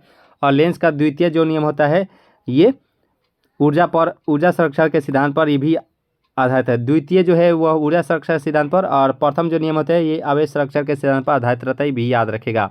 अब देखेंगे शक्ति, यानी कि पावर को अब देखने वाले हैं कि किस में कितना पावर है। तो अब देखेंगे शक्ति क्या होती है। प्रश्न है कि कार्य करने की दर क्या कहलाता है, तो वह शक्ति यानी कि पावर कहलाती है। कार्य करने की दर जो है वह शक्ति कहलाती है। और शक्ति का SI मात्रा क्या होता है, तो वाट में मापा जाता है, वाट। शक्ति का SI मात्रा क्या होता है, तो वाट होती है। और 1 वाट बराबर होती है। काफ़ी बार एग्जाम में पूछा जाता है कि 1 वाट किसके बराबर होता है, तो 1 जूल प्रति सेकेंड के बराबर होती है। 1 जूल प्रति सेकेंड, 1 जूल प्रति सेकेंड जो है इस प्रश्न का सही आंसर हो जाएगा। और यहाँ पे प्रश्न है कि 1 किलोवाट घंटा बराबर होता है, तो 3.6 गुणे 10 के पावर 6 जूल के बराबर होता है। 3.6 जूल के बराबर होता है यह 1 किलोवाट घंटा। ये भी बार बार एग्जाम में पूछा जा चुका है कि 1 किलोवाट घंटा बराबर होता है, तो 3.6 गुणे 10 के पावर 3.6 गुणे 10 के पावर 6 जूल के बराबर होता है, ये भी याद रखेगा। और यहाँ पे प्रश्न है कि विद्युत ऊर्जा संयंत्रों की क्षमता प्रदर्शित की जाती है, तो मेगावाट में की जाती है। इस प्रश्न का राइट आंसर हो जाएगा मेगावाट में की जाती है। विद्युत ऊर्जा संयंत्रों की क्षमता प्रदर्शित की जाती है, तो वही मेगावाट जो है इस प्रश्न का सही आंसर हो जाएगा। और 1 मेगावाट बराबर होता है, तो 1000 किलोवाट के बराबर होता है 1 मेगावाट। 1 मेगावाट किसके बराबर होता है, तो 1000 किलोवाट के बराबर होता है। काफ़ी बार एग्जाम में आ चुका है। और ये क्वेश्चन जो है यह लगभग प्रत्येक एग्जाम में पूछ लिया जाता है, लेकिन हर बार ये प्रश्न उत्तर आता ही है कि 1 अश्व शक्ति बराबर होता है, यानी 1 हॉर्स पावर बराबर होता है, वह 746 वाट के बराबर होता है। ठीक है दोस्तों, यानी 1 अश्व शक्ति यानी कि 1 हॉर्स पावर बराबर होता है, तो 746 वाट जो है इस प्रश्न का सही आंसर हो जाएगा। और यहाँ पे प्रश्न है कि साधारणतः मनुष्य की शक्ति होती है, तो 0.5 से 0.1 अश्व शक्ति यानी कि 1 हॉर्स पावर के बराबर होती है। यानी कि साधारण मनुष्य की शक्ति कितनी होती है, तो 0.05 से 0.1 अश्व शक्ति जो है इस प्रश्न का सही आंसर हो जाएगा। ऑफ देखेंगे गुरुत्वाकर्षण और गुरुत्वीय त्वरण, इससे रिलेटेड जितने भी प्रश्न उत्तर पूछे जाते हैं वो सभी क्वेश्चंस को हम लोग कवर करेंगे। तो गुरुत्वीय और गुरुत्वाकर्षण हम लोग देखेंगे। और यहाँ पे प्रश्न है कि बल जिससे पृथ्वी वस्तुओं को अपनी ओर खींचता है क्या कहलाती है, तो गुरुत्व बल कहलाती है। ये भी याद रखेगा दोस्तों कि बल जिस पृथ्वी वस्तुओं को अपनी ओर खींचता है वो उसी हम लोग गुरुत्व बल के नाम से जानते हैं। और 2 पिंडों के मध्य लगने वाला आकर्षण बल क्या कहलाता है, तो गुरुत्वाकर्षण बल कहलाता है। 2 पिंडों के मध्य लगने वाले आकर्षण बल को गुरुत्वाकर्षण बल कहते हैं। और यहाँ पे प्रश्न है कि गुरुत्वाकर्षण बल के कारण जो त्वरण उत्पन्न होता है क्या कहलाता है, तो गुरुत्वीय त्वरण जो है इस प्रश्न का राइट आंसर हो जाएगा कि गुरुत्वाकर्षण बल के कारण जो त्वरण उत्पन्न होता है उसे गुरुत्वीय त्वरण कहते हैं। गुरुत्वीय त्वरण को जी से छोटा जी से सूचित करते हैं। और गुरुत्वीय त्वरण छोटा जी का मान क्या होता है, तो गुरुत्वीय त्वरण का जो मान होता है 9.8 मीटर पर सेकेंड स्क्वायर होता है। ये भी याद रखें, काफ़ी बार एग्जाम में पूछा जाता है गुरुत्वीय त्वरण जी का मान कितने होती है, तो 9.8 मीटर प्रति सेकेंड स्क्वायर होता है। और यहाँ पे प्रश्न है गुरुत्वीय त्वरण का मात्रक क्या होता है, तो मीटर प्रति सेकेंड स्क्वायर जो है इस प्रश्न का राइट आंसर हो जाएगा गुरुत्वीय त्वरण का मात्रक हो जाएगा। ये प्रश्नोत्तर का राइट आंसर हो जाएगा मीटर प्रति सेकेंड स्क्वायर। और जी का मान सबसे अधिक कहाँ होती है, तो देखिए जी का जो मान होती है वह सबसे अधिक ध्रुव पर होती है। ध्रुव जो है इस प्रश्न का राइट आंसर हो जाएगा। और जी का मान सबसे कम कितनी कहाँ होती है, तो विषुवत रेखा जो है इस प्रश्न का राइट आंसर हो जाएगा। विषुवत रेखा जो है इस प्रश्न का राइट आंसर हो जाएगा। और जी का मान 0 कहाँ होता है, तो वह भी पृथ्वी के केंद्र यानी कि केंद्र जो है इस प्रश्न का सही आंसर हो जाएगा। सबसे अधिक कहाँ होती है, तो ध्रुव पर। ये बार बार एग्जाम में पूछा जाता है। ये तीनों में से एक प्रश्नोत्तर 100% एग्जाम में पूछ लिया जाता है कि सबसे अधिक पूछ लेगा तो ध्रुव जो है इस प्रश्न का राइट आंसर होगा। सबसे कम कहाँ होता है, तो विषुवत रेखा जो है इस प्रश्न का राइट आंसर हो जाएगा। और 0 कहाँ होता है, तो पृथ्वी का केंद्र जो है इस प्रश्न का राइट आंसर हो जाएगा। और यहाँ पे प्रश्न है कि चंद्रमा पर गुरुत्वीय त्वरण का मान पृथ्वी के गुरुत्वीय त्वरण का कितना होता है, तो 1/6 गुना जो है इस प्रश्न का राइट आंसर हो जाएगा 1/6 गुना। गुरुत्वीय त्वरण जी निर्भर नहीं करता है, तो द्रव्यमान और आकार जो है इस प्रश्न का राइट आंसर होगा। द्रव्यमान और आकार पर गुरुत्वीय त्वरण जी निर्भर नहीं करता है। ठीक है दोस्तों, आसानी से जान चुके हैं। इसका PDF आपको टेलीग्राम ग्रुप पे मिल जाएगा। जो भी दोस्त लाइक नहीं किए होंगे वीडियो को जरूर ही लाइक कर लीजिएगा। अगर नए जुड़े होंगे चैनल से जरूर ही सब्सक्राइब कर लीजिएगा। और यहाँ पे प्रश्न है कि पृथ्वी की सतह से ऊपर जाने पर गुरुत्वीय त्वरण जी का मान क्या होता है। तो देखिए, पृथ्वी के सतह से ऊपर अगर जाते हैं तो गुरुत्वीय त्वरण घटता है। ठीक है दोस्तों, और जब कोई वस्तु पृथ्वी से ऊपर की ओर फेंकी जाती है तो जी का यानी कि गुरुत्वीय त्वरण का मान कितने होते हैं, वह ऋणात्मक होते हैं। जब कोई वस्तु पृथ्वी से ऊपर की ओर फेंकी जाती है तो गुरुत्वीय त्वरण जी का मान ऋणात्मक माना जाता है। इस प्रश्न का ऋणात्मक निगेटिव जो है इस प्रश्न का राइट आंसर हो जाएगा। और यहाँ पे प्रश्न है कि गुरुत्वाकर्षण का सिद्धांत किसने दिया था। तो न्यूटन के द्वारा दिया गया था गुरुत्वाकर्षण सिद्धांत। इस प्रश्न का राइट आंसर हो जाएगा न्यूटन साहब जो है इस प्रश्न का सही आंसर हो जाएगा। गुरुत्वाकर्षण के सार्वत्रिक नियम का प्रतिपादन किसने किया था। गुरुत्वाकर्षण के सार्वत्रिक नियम का प्रतिपादन जो है और न्यूटन साहब के द्वारा ही किया गया था। ये भी बार बार एग्जाम में पूछा जाता है कि गुरुत्वाकर्षण के सार्वत्रिक नियम का प्रतिपादन किसने किया था। तो ये न्यूटन साहब के द्वारा किया गया था। इस प्रश्न का राइट आंसर हो जाएगा न्यूटन साहब। चलिए नेक्स्ट प्रश्न को कवर करते हैं। और यहाँ पे प्रश्न है कि गुरुत्वाकर्षण जी यानी कि 12 जी का क्या होता है। तो यह एक अदिश राशि होती है। यानी गुरुत्वाकर्षण नियतांक जो होता है यानी कि 12 जो जी होता है वह एक सदिश यानी कि स्केलर क्वांटिटी होता है। ये भी याद रखेगा दोस्तों, ये भी एग्जाम में आ जाता है। और ख़ासकर इसका मान पूछ लेता है गुरुत्वाकर्षण जी का मान। छोटा जी का तो जानते ही हैं कि 9.8 मीटर पर सेकेंड स्क्वायर होता है। और इसका जो मान होता है यानी गुरुत्वाकर्षण नियतांक जी का मान कितना होता है। तो 6.67 गुने 10⁻⁻11 न्यूटन मीटर स्क्वायर प्रति केजी स्क्वायर होता है। इस प्रश्न का राइट आंसर है 6.67 गुने 10⁻⁻11 न्यूटन मीटर स्क्वायर प्रति केजी स्क्वायर जो है यानी कि किग्रा स्क्वायर जो है इस प्रश्न का सही आंसर हो जाएगा। और यहाँ पे प्रश्न है कि शून्य में स्वतंत्र रूप से गिरती हुई वस्तु वो का गुरुत्वीय त्वरण कितना होती है। तो इसका राइट आंसर क्या होना चाहिए कि शून्य में स्वतंत्र रूप से गिरती हुई वस्तुओं का त्वरण ये समान होती है। समान जो है इस प्रश्न का राइट आंसर हो जाएगा। इस वीडियो को 1 से 2 बार जरूर ही देखने का प्रयास कीजिएगा क्योंकि आपको A to Z याद हो जाएगा। और अगर याद हो जाएगा आप 100% एग्जाम में एक भी प्रश्न उत्तर नहीं छोड़ पाएंगे दोस्तों। ये 100% दावा है दोस्तों। इस क्लास को 2 से 3 बार जरूर ही कवर कर लीजिएगा दोस्तों। 2x में अगर प्रैक्टिस करना चाहते हैं तो 2x में करके प्रैक्टिस कभी भी कर सकते हैं। और यहाँ पे प्रश्न है कि लिफ्ट में स्थित पिंड का भार बढ़ा हुआ प्रतीत होता है जब लिफ्ट ऊपर की ओर जाती है। यही बार बार एग्जाम में पूछा जाता है कि लिफ्ट में स्थित पिंड का भार बढ़ा हुआ प्रतीत होता है जब लिफ्ट ऊपर की ओर जाती है। और यहाँ पे प्रश्न है कि लिफ्ट में स्थित पिंड का भार घटा हुआ प्रतीत होती है जब लिफ्ट नीचे की ओर आती है। अगर ऊपर जाएगा तो भार बढ़ेगी और नीचे जाएगी तो भार घटेगी दोस्तों। यानी कि जब नीचे की ओर आती है लिफ्ट तब भार घटा हुआ प्रतीत होता है। ये भी याद रखेगा दोस्तों। और नीचे आते समय लिफ्ट की डोरी टूट जाए तो लिफ्ट में स्थित पिंड का भार कितनी हो जाएगी, वह शून्य यानी कि 0 हो जाती है। यानी कि लिफ्ट अगर ऊपर से अगर नीचे आती है, अचानक वह लिफ्ट अगर टूट जाती है तो इसके भार में क्या परिवर्तन होगी, तो वह शून्य हो जाती है। यानी कि पिंड की स्थित पिंड का भार कितने होती है, वह शून्य हो जाती है। ये भी याद रखेगा दोस्तों।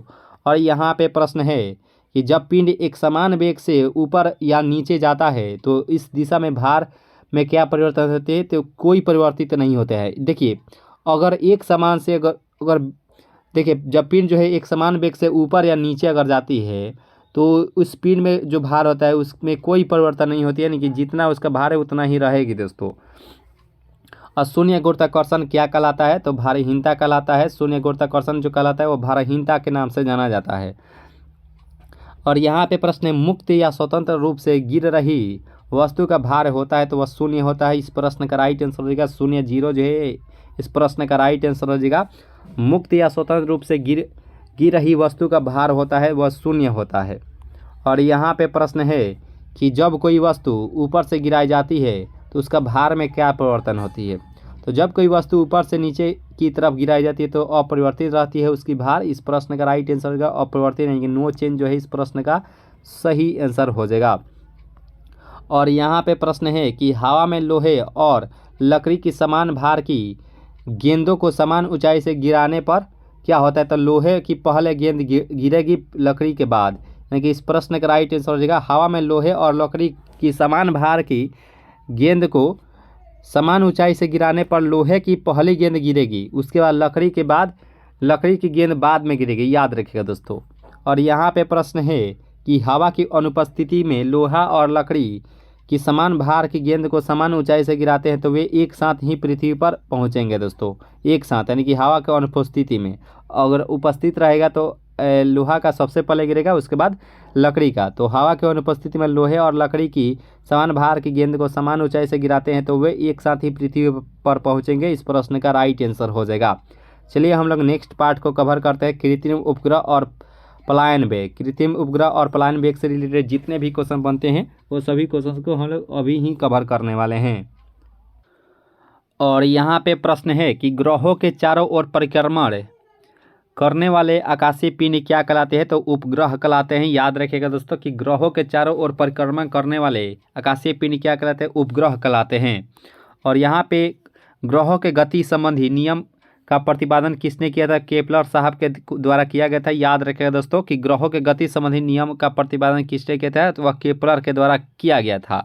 और भू स्थिर यानी तुल्यकाली उपग्रह स्थित होते हैं तो पृथ्वी तल से 36,000 किलोमीटर की ऊंचाई पर। और पृथ्वी की त्रिज्या कितनी होती है, तो वह 64 किलोमीटर होती है पृथ्वी की त्रिज्या। याद रखें, यानी कि आर होती है, पृथ्वी की आर होती है वह 64 किलोमीटर होती है। और पृथ्वी तल से 36,000 किलोमीटर की ऊंचाई पर यह भू स्थिर उपग्रह स्थित होते हैं।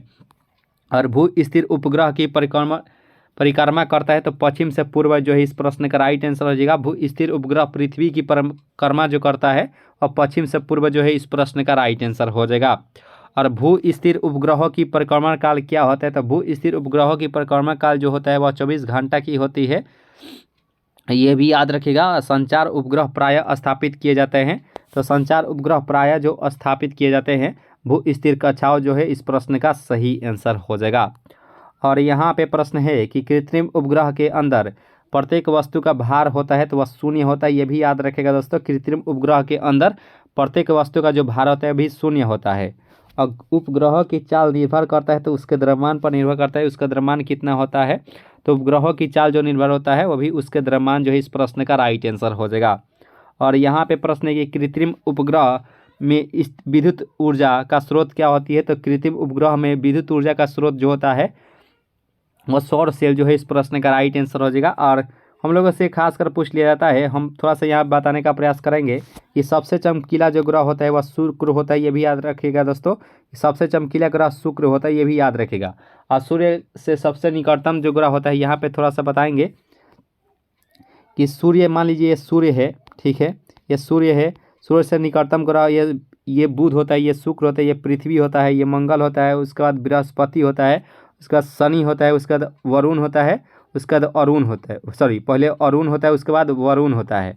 तो सबसे बड़ा ग्रह कौन सा होता है, तो वो बृहस्पति होता है। और पृथ्वी पर जीवन का उत्पत्ति हुई है ये भी जानते हैं कि पृथ्वी ये तीसरा होता है, मंगल ग्रह ये चौथा होता है और बृहस्पति ये पाँचवा होता है, ये भी याद रखिएगा दोस्तों। सबसे बड़ा ग्रह ये बृहस्पति होता है और सबसे अधिक उपग्रह बृहस्पति का है जो कि 92 है। पहले शनि का था वो भी 89 था, लेकिन अब क्या हो गया है कि 3 बढ़ गया है, तो जो कि सबसे अधिक जो है उपग्रह अब 92 जो है बृहस्पति का है, सबसे ज़्यादा उपग्रह। और पृथ्वी का उपग्रह कौन सा है, तो वह चंद्रमा है जो कि एक ही है। और बुध और शुक्र का उपग्रह नहीं है, ये भी याद रखेगा दोस्तों। बुध और शुक्र का उपग्रह नहीं है और पृथ्वी का उपग्रह ये चंद्रमा है सिर्फ एक। और मंगल ग्रह का उपग्रह 2 है, फबोस और डिमोस जो है ये मंगल ग्रह का यही उपग्रह है दोस्तों। और सबसे अधिक दूरी पर ये वरुण है दोस्तों, ये भी याद रखेगा दोस्तों। और थोड़ा सा यहाँ पे मात्रक बताना चाहते हैं दोस्तों कि तरंग धैर्य का मात्रक क्या होता है, तो तरंग धैर्य का जो मात्रक होता है भी एंगस्ट्रम में मापा जाता है, ये भी याद रखें दोस्तों। एंगस्ट्रम जो है इस प्रश्न का राइट आंसर है एंगस्ट्रम। और प्रदीप्त घनत्व का लक्स होता है, ज्योति फ्लक्स का ल्यूमेन होता है, चुंबकीय फ्लक्स का वेबर होता है, प्रेरक यानी कि हेनरी जो होता है स्व प्रेरकत्व का मात्रक होता है, विभवांतर का बोल्ट होता है, विद्युत धारिता का फैराड होता है और विद्युत आवेश का कूलम होता है। जो आवेश होता है वह 1.6 गुना इलेक्ट्रॉन का मान होता है 1.6 गुना 10⁻⁻19 कूलम होता है। ये प्लस माइनस होता है, प्रोटॉन के लिए प्लस होता है और निगेटिव जो होता है ये भी इलेक्ट्रॉन के लिए होता है। और आयतन का घन मीटर होता है, दाब का पास्कल होता है, शक्ति का वाट होता है, आवेग का न्यूटन सेकेंड होता है, ये भी याद रखेगा दोस्तों। ठीक है दोस्तों, क्षेत्रफल का वर्ग मीटर होता है, ठीक है। और बल का न्यूटन हम लोग जानते ही हैं कैंडिला जो होता है वह ज्योति तीव्रता का मात्रक होता है। ताप का केल्विन में मापते हैं, ये आपको जरूर ही मालूम होना चाहिए। तो दोस्तों इस प्रकार से इस महत्वपूर्ण सेशन को यहीं पे ख़त्म किया जाता है। इस क्लास को 2 से 3 बार जरूर ही देखने का प्रयास कीजिएगा, आपको A to Z याद हो जाएगा। और प्रैक्टिस करना चाहते हैं तो 2x में करके आप वीडियो को जो है प्रैक्टिस कर सकते हैं कभी भी दोस्तों, ठीक है। इस क्लास का जो नोट्स है यानी कि PDF जो है आपको टेलीग्राम ग्रुप में मिल जाएगा। एक टेलीग्राम ग्रुप का जो लिंक है इसी वीडियो के नीचे डिस्क्रिप्शन बॉक्स में दिया रहेगा, टेलीग्राम ग्रुप का लिंक। उम्मीद करते हैं ये सभी से प्रश्नोत्तर आप सभी को अच्छी लगी होगी तो एक लाइक जरूर ही कीजिएगा दोस्तों। और अगर चैनल से अगर नए जुड़े हो तो जरूर ही सब्सक्राइब कर लीजिएगा, ठीक है दोस्तों। और लास्ट में कमेंट करके बताइएगा कि ये सेशन आपको कैसा लगा। मिलेंगे नेक्स्ट क्लास में नई उम्मीदें के साथ, तो हंसते रहिए और मुस्कुराते रहिए और अपनी तैयारी को जो है मजबूत करते। अभी कितना है दोस्तों, जय हिंद।